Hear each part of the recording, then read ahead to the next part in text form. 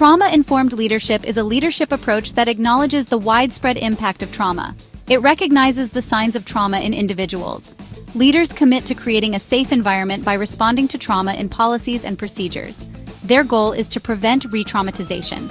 This approach shifts the focus from "what's wrong with you" to "what happened to you."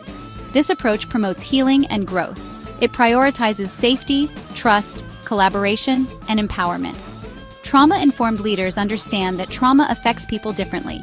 They avoid making assumptions. They believe individuals' experiences. They also recognize that trauma can manifest in various ways. These might include emotional outbursts or difficulty concentrating. This approach emphasizes the importance of creating a safe and supportive work environment. This environment allows individuals to heal and thrive. Leaders can foster a sense of belonging.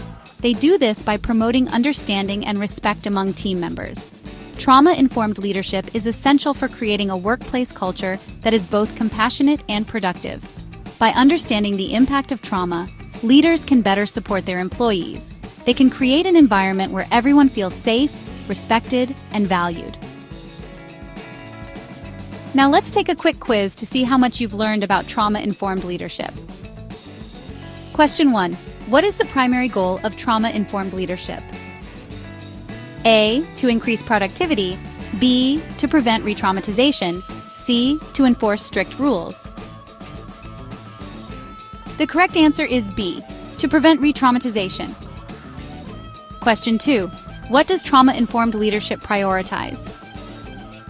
A. Safety, trust, collaboration, and empowerment. B. Profit margins. C. Competition among team members. The correct answer is A. Safety, trust, collaboration, and empowerment. Question 3. How should trauma-informed leaders view their team members' experiences? A. With skepticism. B. By making assumptions. C. By believing their experiences. The correct answer is C. By believing their experiences. Great job!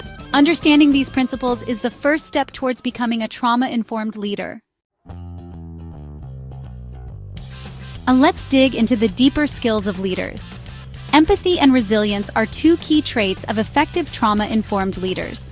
Empathy is the ability to understand and share the feelings of others. It involves actively listening and trying to see the world from their perspective. Resilience is the ability to bounce back from adversity, learn from challenges, and keep going. Empathy allows leaders to connect with their team members on a deeper level. It helps them understand how past experiences might be influencing current behaviors. This understanding is crucial for building trust and creating a safe space for individuals to share their struggles. Resilience is essential because leading a team through the complexities of trauma requires strength. Leaders need to be able to regulate their own emotions. They must remain calm and supportive in challenging situations. They also need to model healthy coping mechanisms for their team. Leaders who embody empathy and resilience can create a workplace culture that is both supportive and empowering. This environment encourages individuals to show up authentically. It reduces the stigma often associated with trauma. To better understand the pillars of trauma-informed leadership, let's look at a real-life example. Meet Emily, a team leader at a nonprofit organization that supports survivors of domestic violence. Emily's leadership style is rooted in empathy and resilience, two key traits we've discussed. One of Emily's team members, Jordan, had been showing signs of stress and disengagement. Instead of reprimanding Jordan, Emily took a trauma-informed approach. She invited Jordan for a one-on-one meeting in a safe, private space. With genuine concern, she asked open-ended questions and actively listened to Jordan's responses. Jordan opened up about experiencing burnout and personal difficulties at home. Emily empathized with Jordan's situation, acknowledging the challenges they were facing.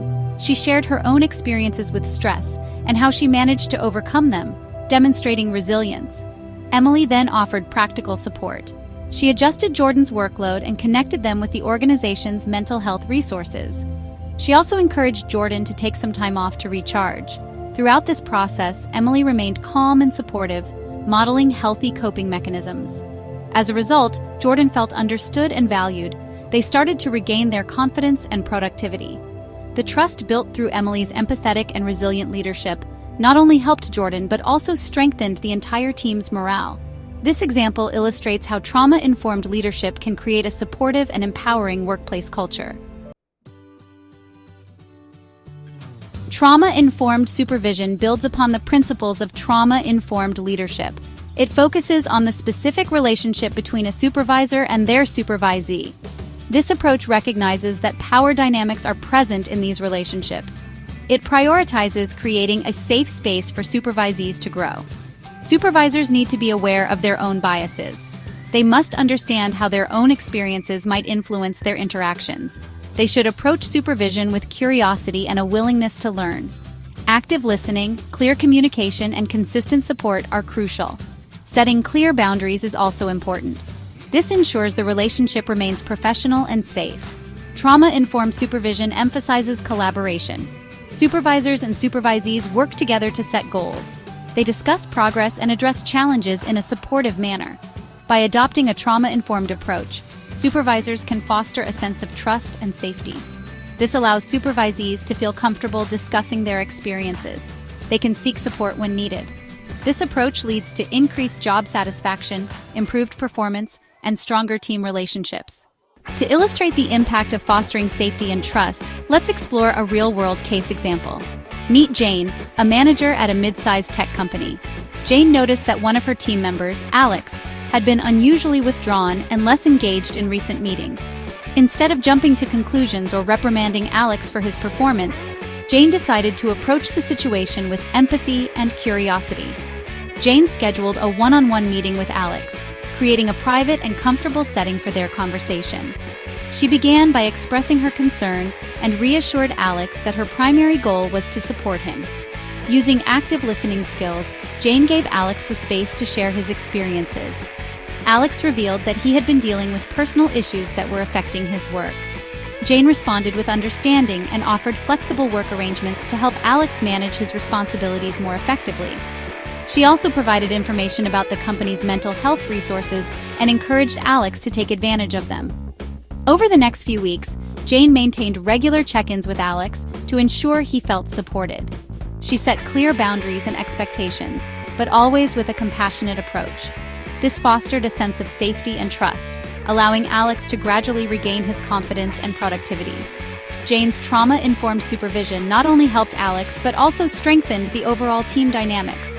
Other team members noticed the supportive environment and felt more comfortable seeking help when needed.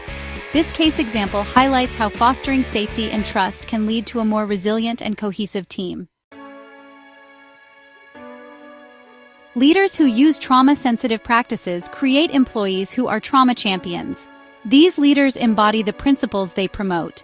They are mindful of their language, actions, and overall demeanor.